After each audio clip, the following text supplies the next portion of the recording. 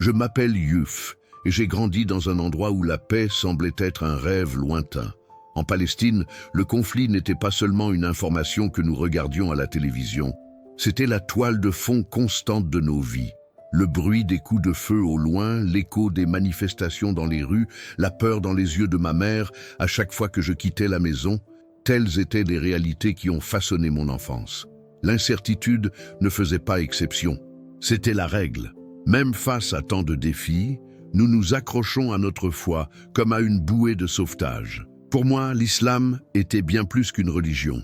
C'était ma source de force, le prisme à travers lequel j'essayais de donner un sens à un monde qui me semblait souvent dénué de sens. Dès mon plus jeune âge, j'ai appris à prier 5 fois par jour, à jeûner pendant le Ramadan et à rechercher la direction de Dieu en toutes choses. Cela m'a donné un but, une structure solide au milieu de l'instabilité. Mais la vie n'était pas facile. Je travaillais comme chauffeur-livreur, traversant des rues étroites et bondées, toujours alerte, car à tout moment, tout pouvait changer. Mes journées étaient longues, marquées par le vrombissement du moteur de ma moto et le besoin constant de regarder par-dessus mon épaule pour m'assurer que je n'étais pas au mauvais endroit, au mauvais moment. Mes revenus étaient modestes, juste suffisants pour subvenir aux besoins de ma femme et de nos 2 jeunes enfants. Il y avait des jours où je rentrais à la maison et trouvais mes enfants endormis, le visage serein, sans inquiétude. Dans ces moments-là, une lueur d'espoir s'est allumée en moi. D'autres jours, le poids des circonstances semblait écrasant. J'ai cherché du réconfort dans la foi. J'ai prié avec diligence, récité des versets du Coran, essayant de trouver la paix dans la conviction que Dieu veillait sur nous. Mais au fond, des questions inquiétantes ont commencé à surgir. Pourquoi la vie devait-elle être si difficile? Pourquoi tant d'innocents ont-ils souffert? Je n'ai jamais osé exprimer ces doutes à haute voix, même à ma femme. J'avais peur de ce qu'il pouvait révéler sur moi, sur ma foi. C'est une de ces nuits, après une journée particulièrement épuisante, que tout a basculé. J'étais coincé dans un embouteillage près du marché, le soleil couchant dorait les toits, tandis que mon esprit s'inquiétait de l'avenir. Comment pourrais-je payer les manuels scolaires de mon fils? Comment puis-je assurer une vie meilleure à ma famille? Mes pensées furent interrompues par des cris. J'ai regardé devant moi et j'ai vu une foule se rassembler. La tension dans l'air était palpable, presque suffocante. Les gens se mirent à courir, se dispersant dans toutes les directions. Mon instinct m'a poussé à me retourner, mais avant que je puisse agir, une violente explosion a secoué le sol. La force de l'explosion m'a fait tomber du vélo et j'ai atterri durement sur le trottoir. Tout était confus. Les oreilles qui bourdonnaient, la vision floue, l'air chargé de poussière. J'ai essayé de me lever, mais une vive douleur m'a traversé la poitrine. Mes mains saignaient, mon corps était écrasé. J'ai regardé autour de moi et j'ai vu le chaos, des gens qui couraient, certains allongés par terre, immobiles. La peur m'a frappé de plein fouet. J'étais à quelques mètres de la mort. Avant que je puisse réagir, la douleur dans ma poitrine s'est aggravée, comme si une main invisible serrait mon cœur. Chaque battement devenait plus lent, plus faible. J'ai essayé de crier à l'aide, mais aucun son n'est sorti. Mon monde s'est assombri, et la dernière chose que j'ai vue a été le ciel poussiéreux au-dessus de moi, alors que ma conscience s'estompait. Le silence est venu en premier. Ce n'était pas seulement l'absence de son, c'était une immobilité dense et totale, comme si le temps lui-même s'était arrêté. Je ne ressentais plus de douleur. Pendant un instant, j'ai cru qu'il venait de s'évanouir. Mais quand j'ai ouvert les yeux, ou ce qui m'a donné l'impression d'ouvrir les yeux, j'ai su que quelque chose était différent. J'étais debout, ou du moins je pensais flotter dans un espace qui n'obéissait pas aux lois de la réalité. En dessous de moi, j'ai vu mon propre corps étendu sur le sol, ensanglanté, immobile. Les gens couraient partout. Les ambulanciers essayaient de dégager le passage, mais tout me semblait lointain, comme si j'observais la scène à travers une paroi de verre. J'ai essayé de crier, d'attirer l'attention, mais ma voix n'existait pas là. J'étais un observateur, déconnecté de la vie que je venais de quitter. Puis quelque chose a changé. J'ai commencé à m'éloigner. La scène du chaos s'est dissoute, engloutie par une lumière brillante, une lumière vivante et pulsée qui semblait chargée d'un poids indescriptible. Ce n'était ni la lumière du soleil, ni les lampes. C'était quelque chose d'au-delà, quelque chose d'éternel. Mais à côté de la lumière, il y avait des ombres. Ils tourbillonnaient sur les bords, comme de la fumée essayant d'envahir cet espace sacré. La lumière semblait les repousser, mais les ombres résistaient, luttant pour s'infiltrer. Je me sentais de plus en plus seul, de plus en plus petite, pas de voix familière, pas de visage familier, juste moi, la lumière et l'obscurité. Et puis, quelque part au-delà de la lumière et au-delà des ombres, j'ai entendu un murmure, faible, mais indubitable. Quelque chose ou quelqu'un m'appelait. Le murmure devint plus fort, se transformant en mots, mais pas dans une langue que je reconnaissais. Il y avait des couches superposées, comme si 1000 voix parlaient en même temps. La peur m'a envahi. J'ai essayé de bouger, de retourner dans le chaos familier de la rue, mais la force qui m'attirait vers la lumière était implacable.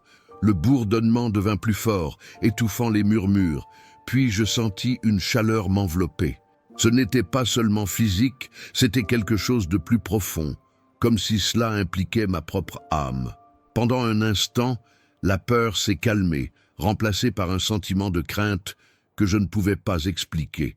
À mesure que je me rapprochais, la lumière commença à changer, prenant des formes et des motifs presque trop beaux pour être décrits.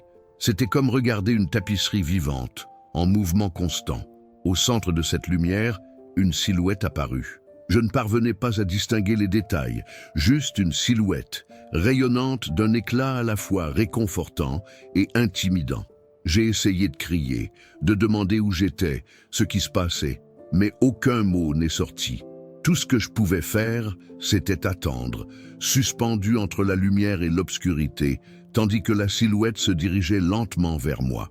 Le bourdonnement s'est intensifié, la chaleur s'est intensifiée, et soudain une seule pensée est apparue dans mon esprit, claire et indéniable. Tu es sur le point de voir la vérité. La lumière brillait plus fort que jamais, puis tout disparut. J'étais plongé dans le noir total. La chaleur et le calme avaient disparu, remplacés par un vide froid et suffocant. Je ne pouvais pas voir mes mains, mes pieds, quoi que ce soit. C'était comme si j'étais tombé dans le vide, sans temps ni direction. J'ai essayé de me convaincre que ce n'était qu'un rêve, une illusion de mon corps blessé. Mais plus le temps passait, plus il était difficile d'y croire. C'était réel, plus réel que tout ce que j'avais jamais vécu. Alors j'ai écouté. Au début, ce n'était qu'un murmure lointain. Mais plus je m'efforçais d'écouter, plus cela devenait fort, jusqu'à ce qu'il m'entoure de toutes les directions. Ce n'étaient pas des mots clairs, mais des fragments qui se chevauchaient, des dizaines de voix parlant en même temps, certaines pleines de colère, d'autres tristes, d'autres tout simplement vides. Et ils portaient tous un poids insupportable. Chaque son semblait appuyer sur ma poitrine, rendant la respiration difficile, écrasant mes pensées. J'avais envie de crier, de leur dire d'arrêter, mais ma gorge était sèche, sans la force d'émettre le moindre son. Puis les voix ont commencé à changer. Ils ont parlé de moments de ma vie que je préférerais oublier. Les mensonges, le mal que j'ai causé, les choix égoïstes. Ils ne m'ont pas accusé, ils ont simplement énoncé des faits. Mais les entendre ainsi, sans masque ni excuse, était insupportable. C'était comme si quelqu'un avait exposé tous mes pires moments, tous mes regrets les plus profonds. Ma poitrine se serra de culpabilité et, pour la première fois, je me sentis complètement exposé. Il n'y avait nulle part où se cacher. J'ai essayé de courir, mais l'obscurité m'a saisi comme une seconde peau, me maintenant en place. Les voix devinrent plus fortes, traversant toutes mes défenses. Tu étais égoïste. Tu ne t'en souciais pas assez. Tu t'es détourné alors qu'il fallait rester. Chaque phrase me déchirait plus profondément. Et puis, lorsque le bruit a atteint un niveau assourdissant, tout s'est arrêté. Le silence qui suivit fut encore plus terrifiant. C'était lourd, chargé d'une énergie dense et oppressante. Ma respiration était superficielle. Mon cœur battait à tout rompre, pendant que j'attendais, ne sachant pas ce qui allait suivre. Puis, je les ai vus. Au loin, ce n'étaient d'abord que des ombres qui se déplaçaient lentement. À mesure qu'ils s'approchaient, Leurs formes devenaient plus claires, des personnages enveloppés dans l'obscurité, sans visage, mais avec une présence écrasante. Ils m'entouraient, leurs mouvements lents et délibérés, comme s'ils attendaient quelque chose. La peur s'est enracinée en moi avec une force presque paralysante. Je pensais que c'était la fin. Je pensais que c'était ça, être perdu, pour être vraiment seul. Mais ensuite, quelque chose a changé. Une lumière apparut au loin. Faible au début, presque imperceptible, mais grandissant, brillant de plus en plus brillant. Les ombres commencèrent à reculer, vacillant, changeant de forme à mesure que la lumière approchait. Le poids suffocant s'est dissipé. Je me tournai vers la lumière, mon cœur battant à tout rompre. Ce n'était pas seulement une lueur, c'était une présence, une force vivante qui rayonnait d'amour et de puissance dans une mesure égale, repoussant facilement les ténèbres. Les ombres essayaient de s'accrocher à moi, leurs formes s'étirant comme des vrilles, mais la lumière les dissipait une à une jusqu'à ce qu'il n'y ait plus que moi, enveloppé dans la chaleur de quelque chose qui ressemblait à de l'espoir. Et puis, je l'ai vu. La lumière n'était pas seulement de la lumière, c'était une personne. Une silhouette s'avança, baignée d'une lueur si intense qu'il était presque impossible de la regarder directement. Et en même temps, impossible de détourner le regard. Il ne parlait pas, mais sa présence disait tout. Amour, peu, compassion, des vagues vivantes qui remplissaient l'espace autour de nous et chassaient les derniers restes d'obscurité.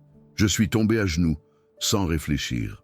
Je ne savais pas pourquoi, mais cela semblait être la seule chose que je pouvais faire face à une sainteté si écrasante. Ma peur, ma culpabilité, ma confusion, tout a fondu à son approche. Ses yeux ont rencontré les miens, et à ce moment-là, j'ai su qui il était. Jésus. J'ai murmuré son nom, le sentant étrange sur ma langue, mais indéniable dans mon cœur. Il m'a regardé avec une expression que je ne pouvais pas décrire complètement. Ce n'était pas un jugement, c'était de la compréhension, mélangée à un amour si profond que ça m'a fait pleurer. Il a tendu la main, et bien qu'il n'ait pas parlé, j'ai clairement entendu sa voix dans mon esprit. « Tu n'es pas seul, tu ne l'as jamais été. » Avec ces mots, tout ce que je pensais savoir a commencé à s'effondrer. Alors que Jésus se tenait devant moi, la lumière qui émanait de lui semblait non seulement m'envelopper, mais aussi pénétrer mon être intérieur. La peur, le doute, toute l'angoisse que je portais à cet endroit ont commencé à se dissiper en sa présence. La chaleur qui émanait de lui n'était pas seulement physique, il a atteint les profondeurs de mon âme, remplissant les espaces vides dont j'ignorais même l'existence. Je ne pouvais ni parler ni bouger. Tout ce que je pouvais faire, c'était le regarder, submergé par l'ampleur de ce que je vivais. Ses yeux non seulement me voyaient, mais ils me voyaient profondément, chaque pensée, chaque émotion, chaque recoin caché de mon cœur. Et pourtant, il n'y avait pas une goutte de condamnation, seulement de l'amour. Lorsqu'il parla finalement, sa voix n'était pas forte, mais elle avait un poids qui semblait résonner dans tout mon être. Youssef. Le son de mon nom, dans sa voix, m'a fait pleurer. Ce n'était pas seulement la façon dont il l'avait dit, c'était la prise de conscience qu'il me connaissait. Pas seulement mon nom, mais tous à propos de moi. Ma vie, mes combats, mes doutes. Il savait tout. « Tu as tellement porté », continua-t-il, sa voix calme et pleine de compassion. « Le poids de ta douleur, de tes questions, de tes peurs. Il te consume depuis si longtemps, mais tu n'as plus à le porter. » J'avais envie de répondre. Je voulais lui dire à quel point je me sentais perdu, à quel point j'étais confuse face à tout ce qui se passait. Mais avant que je puisse prononcer les mots, il a levé la main. Et à ce moment-là, c'était comme s'il parlait directement à mon cœur. Je n'avais pas besoin de dire quoi que ce soit. Il a déjà compris. « Tu t'es toujours demandé si j'étais là ?» dit-il doucement. Dans les moments de douleur, dans le chaos, dans le silence, tu te demandais si je te regardais, si je m'en souciais. Je veux que tu saches, j'étais là, j'étais toujours avec toi, même quand tu ne pouvais pas me voir. Les larmes que j'avais retenues ont finalement coulé. J'ai pensé à toutes les fois où je me suis senti abandonné, à toutes les nuits où j'ai prié sans rien entendre en retour. Et maintenant, il était là, me disant qu'il était avec moi tout le temps. C'était presque trop difficile à comprendre. « Je ne comprends pas », murmurai-je, ma voix tremblante. Pourquoi moi? Pourquoi maintenant? Je ne suis pas digne de ça. Son expression n'a pas changé. Au contraire, l'amour dans ses yeux semblait devenir encore plus profond. Ce n'est pas une question de dignité, dit-il. C'est une question d'amour. Mon amour pour toi n'a jamais dépendu de ce que tu as fait ou n'es pas fait. Il a toujours été là, attendant que tu le voies. Tandis qu'il parlait, quelque chose en moi a commencé à changer. C'était comme si une porte que j'avais gardée verrouillée pendant des années s'ouvrait enfin et que la lumière entrait. Pendant si longtemps, j'ai cru que j'avais besoin de gagner l'approbation de Dieu, que ma valeur dépendait de la manière dont je suivais les règles. Mais maintenant, devant Jésus, j'ai réalisé à quel point j'avais tort. Vous avez été créés par amour, dit-il d'une voix ferme.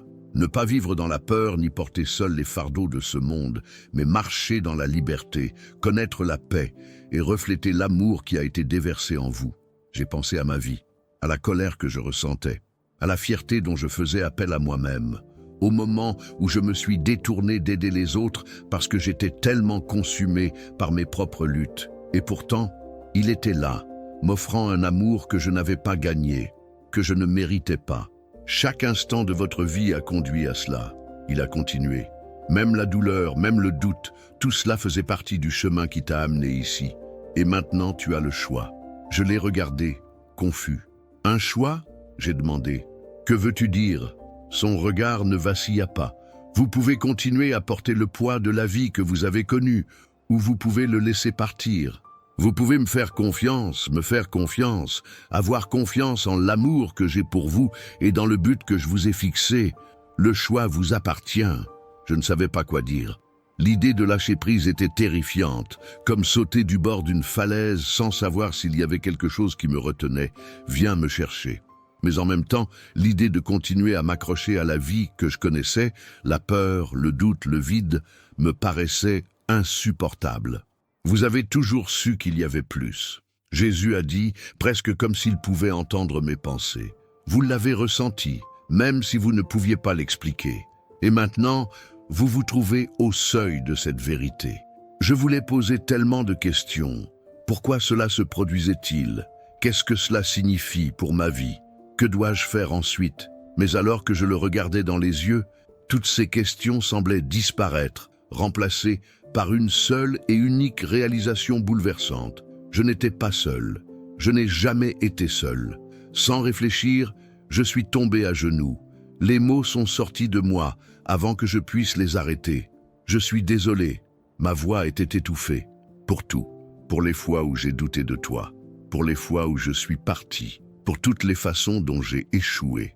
Jésus s'est agenouillé devant moi et a posé une main sur mon épaule.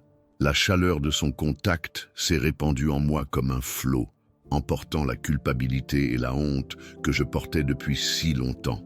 Vous êtes pardonné, dit-il simplement. Pas à cause de ce que tu as fait, mais à cause de qui je suis. Mon amour pour toi est plus grand que tes erreurs, plus grand que ta peur, plus grand que tout ce que ce monde peut offrir. Je ne sais pas combien de temps je suis resté agenouillé là, les larmes coulant sur mon visage. Mais à ce moment-là, quelque chose a changé. Le poids que je portais depuis si longtemps a été remplacé par une paix que je ne pouvais pas exprimer avec des mots.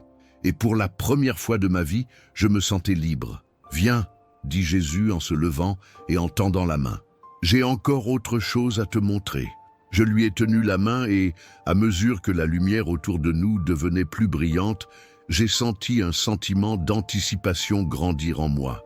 Je ne savais pas ce qui allait arriver, mais pour la première fois, je n'avais pas peur, j'étais prêt. Tandis que Jésus me tenait la main, la lumière autour de nous devenait si intense qu'elle semblait dissoudre tout le reste. L'obscurité qui m'entourait autrefois a été remplacée par un sentiment de clarté que je n'avais jamais ressenti auparavant. Ce n'était pas seulement l'éclat de la lumière, mais la façon dont elle semblait atteindre chaque recoin de mon âme, illuminant même les endroits les plus sombres. Vous devez le voir, Jésus a dit, sa voix douce mais ferme. Vous devez comprendre le pouvoir des choix que vous avez faits et des choix que vous ferez. Avant que je puisse lui demander ce qu'il voulait dire, la lumière a commencé à changer et je me suis retrouvé dans une nouvelle scène. C'était familier mais lointain, comme si on pénétrait dans un vieux souvenir. Je me voyais comme un homme plus jeune, en train de me disputer avec un ami d'enfance. Je ne me souvenais pas du sujet de la dispute, mais je pouvais sentir la colère dans l'air. Les mots étaient tranchants et tranchants. Pendant que je regardais, j'ai vu la douleur dans les yeux de mon ami, la façon dont il a essayé de s'excuser, mais s'est heurté à mon refus obstiné. J'étais parti, ma fierté intacte, mais maintenant, debout là, je ressentais la douleur de ce que j'avais fait. Rétrospectivement, l'argument semblait si trivial, mais son impact était loin d'être minime. « Pourquoi tu me montres ça ?» ai-je demandé, la voix tremblante. Pour comprendre le pouvoir de l'amour et du pardon, il faut d'abord comprendre ce qui se passe lorsqu'ils sont absents. Jésus a répondu. La scène a encore changé. Maintenant, je me suis retrouvé assis à table avec ma famille. C'était un moment dont je me souvenais à peine, juste une nuit ordinaire. Mais en regardant, j'ai vu la frustration sur mon visage, la façon dont je grondais ma femme lorsqu'elle me posait une question simple. J'ai vu la déception dans leurs yeux, la confusion sur les visages de mes enfants, alors qu'ils voyaient la tension monter. Je voulais détourner le regard, mais je ne pouvais pas. Je ne voulais pas leur faire de mal, dis-je doucement, plus pour moi-même que pour Jésus. Vos intentions comptent, dit-il, mais vos actions le sont aussi. Chaque instant, chaque mot a le pouvoir de construire ou de détruire. L'amour n'est pas seulement un sentiment, c'est un choix qui doit être fait. Les scènes se succédèrent, les unes après les autres. J'ai vu des moments où je laissais la colère me contrôler, des moments où je m'accrochais au ressentiment au lieu d'offrir le pardon. Chaque souvenir était comme un poids pesant sur ma poitrine. Je pouvais voir les effets d'entraînement de mes choix, les relations qui en souffraient, les opportunités de connexion et de guérison que j'ignorais. Mais il n'y avait pas que les moments où j'agissais par colère ou par fierté. Jésus m'a également montré les moments où je choisissais de ne pas agir. Je me suis retrouvé à croiser quelqu'un dans le besoin, trop occupé ou indifférent pour s'arrêter et aider. J'ai vu des moments où j'ai fermé les yeux sur l'injustice parce qu'elle ne m'affectait pas directement. Chaque scène était un rappel douloureux de la façon dont j'avais échoué, de la façon dont j'avais laissé mon égoïsme ou ma peur prendre le pas sur la compassion. Les larmes coulèrent sur mon visage pendant que je regardais. Je ne savais pas que j'avais dit ça. Ma voix s'est brisée. « Tu savais », dit doucement Jésus, les yeux pleins de compréhension. « Tu l'as ressenti dans ton cœur, mais tu l'as ignoré. Tu t'es dit que ce n'était pas ta responsabilité, que ce n'était pas ton problème. Mais chaque choix que tu faisais, chaque fois que tu t'éloignais du but pour lequel je t'avais créé. » J'ai ressenti une profonde douleur dans ma poitrine. Je me suis toujours considéré comme une bonne personne. J'ai prié, j'ai suivi les règles, j'ai essayé de faire ce qui était juste.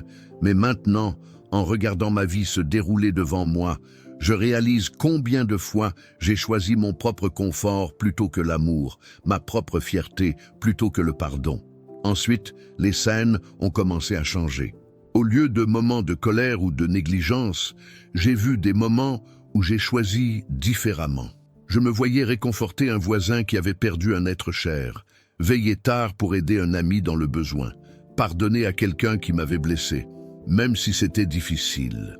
Dans ces moments-là, la lumière autour de moi devenait plus brillante, plus chaude, et je pouvais ressentir la paix qui venait du fait d'aligner mes actions sur l'amour. Pouvez-vous voir ce que Jésus m'a révélé ?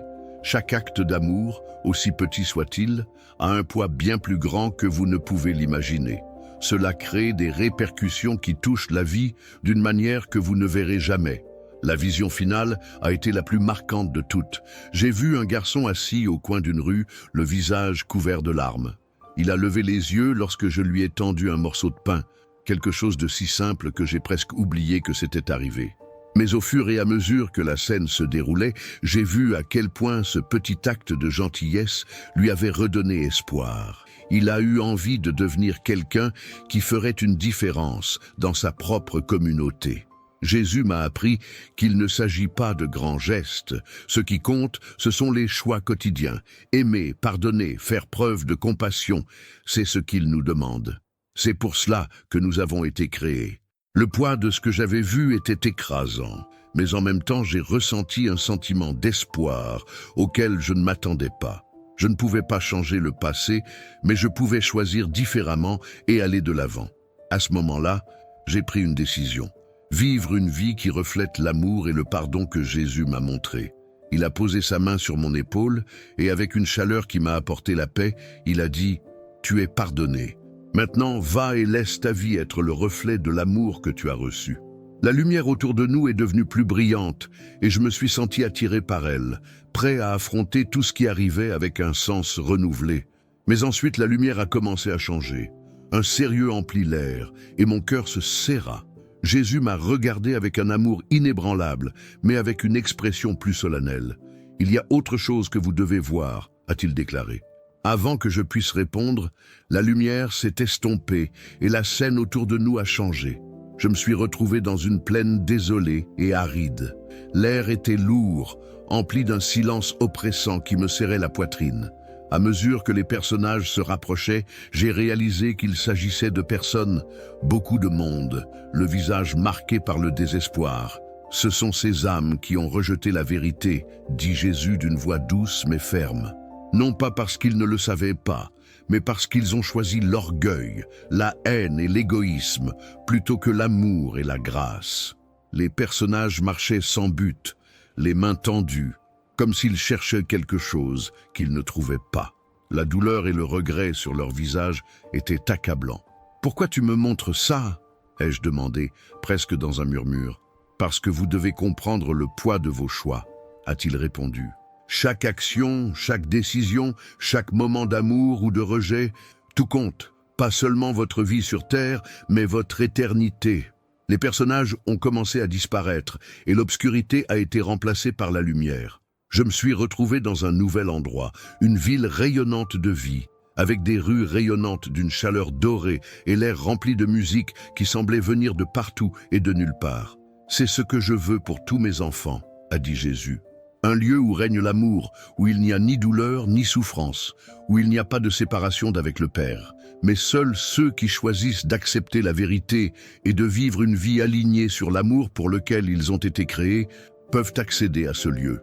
J'ai regardé la plaine désolée, et la différence entre ces deux endroits m'a rempli d'une immense urgence. J'ai pensé à toutes les fois où je me suis accroché à la fierté, aux fois où j'ai choisi la colère plutôt que le pardon, aux occasions que j'ai manqué de faire preuve de compassion. J'ai réalisé à quel point ces choix sont importants, non seulement pour moi, mais pour tout le monde autour de moi. « Tu as encore le temps de choisir différemment », dit Jésus en se tournant vers moi. « Mais n'oubliez pas, le temps dont vous disposez est précieux.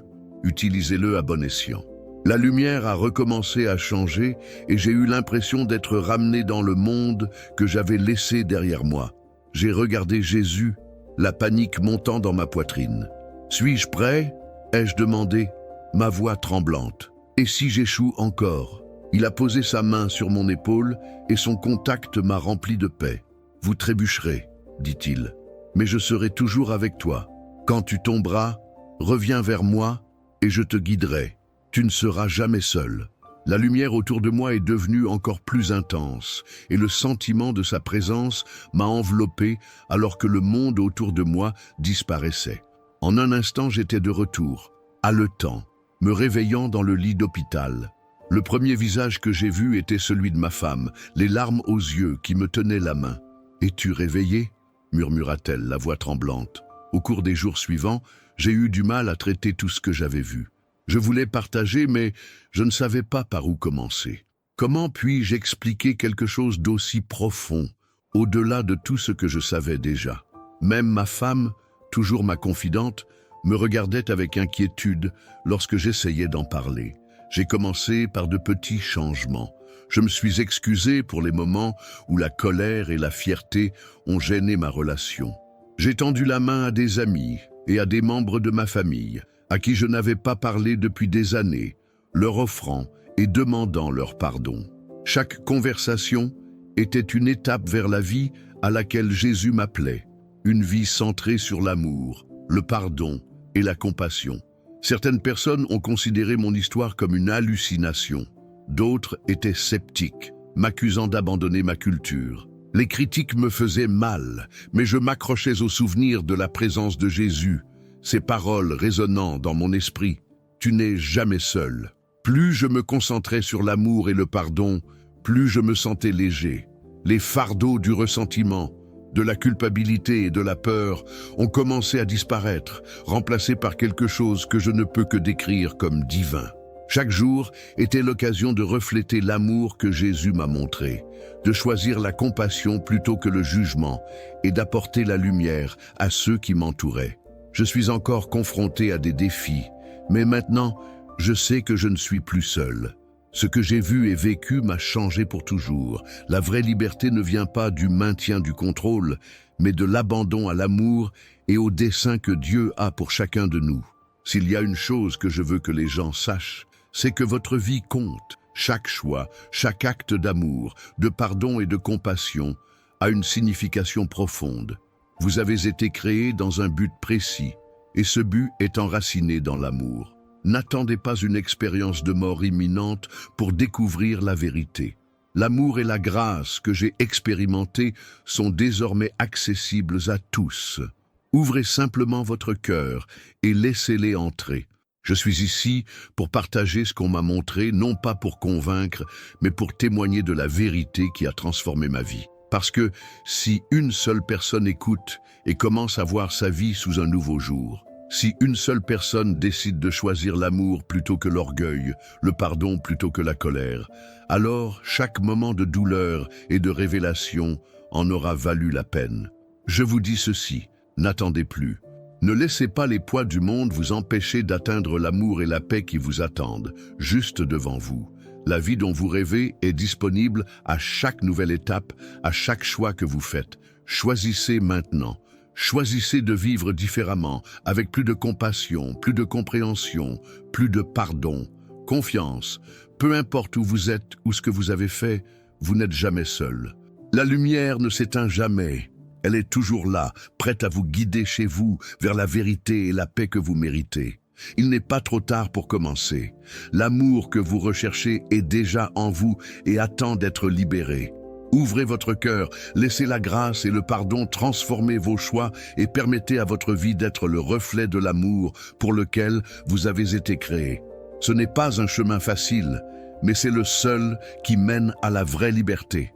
Et n'oubliez pas, l'amour que vous donnez, même dans les petites actions quotidiennes, se répercute d'une manière que vous ne verrez jamais, mais qui fait toute la différence, maintenant et pour toujours.